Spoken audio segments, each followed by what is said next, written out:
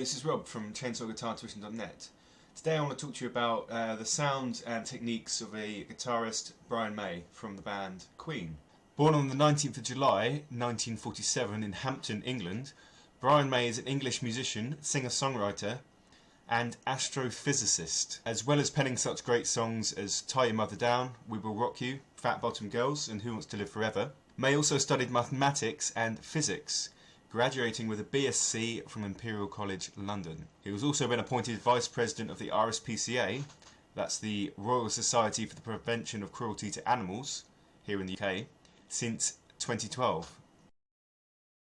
Brian is of course best well known for his work playing guitar with the rock band Queen, of which he's been a member since 1971.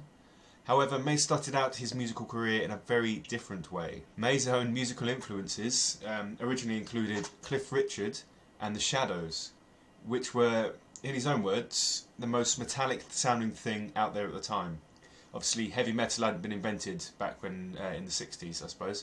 His own list of guitar heroes includes Jimi Hendrix, Jeff Beck and Eric Clapton.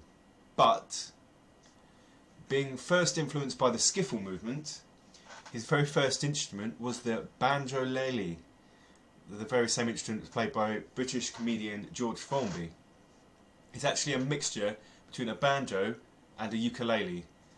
In fact, you can still hear the sound of a ukulele on the Queen song Good Company, and he uses the instrument as a tool to compose. So this means some of your most favourite Queen songs, some of the heaviest Queen songs out there, could have in fact started life sounding like this.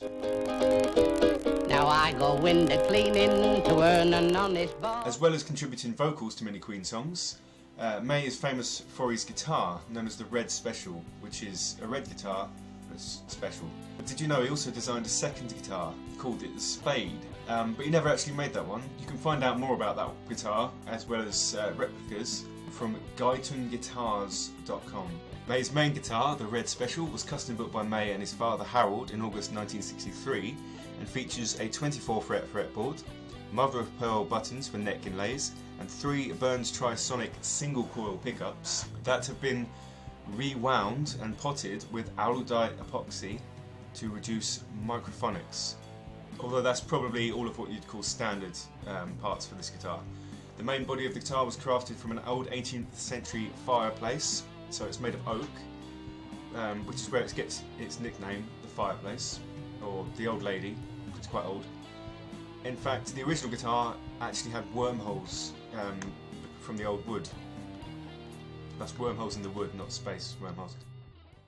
The body is actually almost a semi-acoustic because it contains hollow chambers and it's actually designed to feed back in a positive way, adding to the sound and sustain.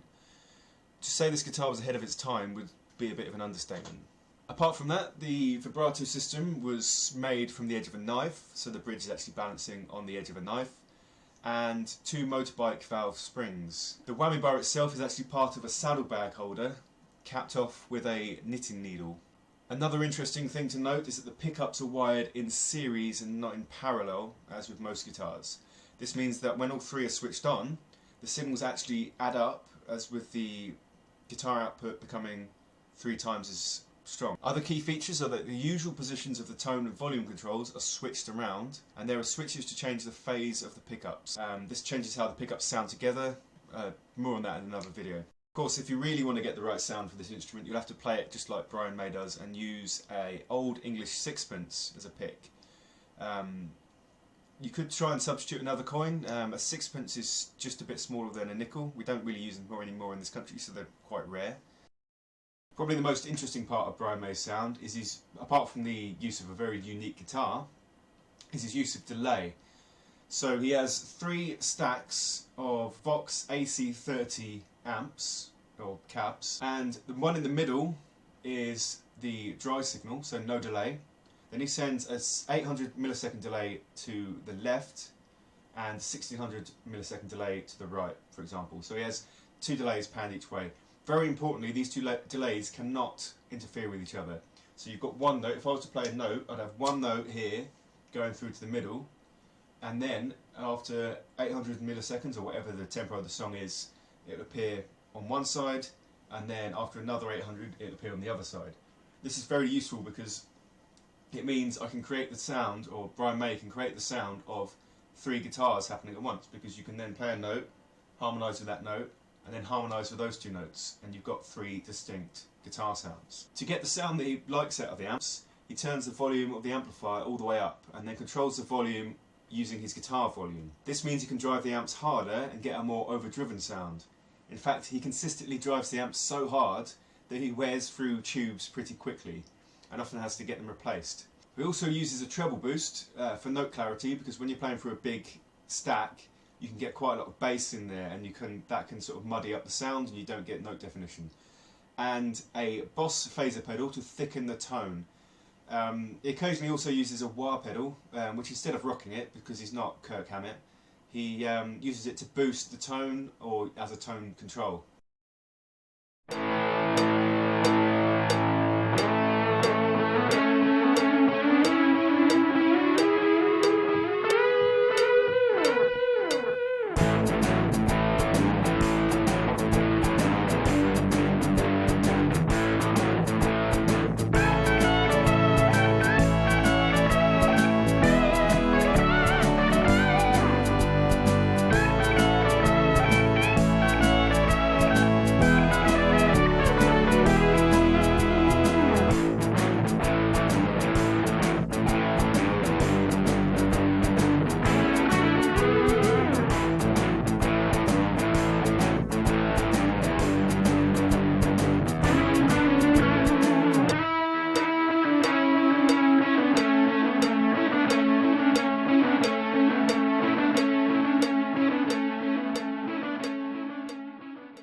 Okay, links to where you can get the equipment that I've mentioned can be found in the description.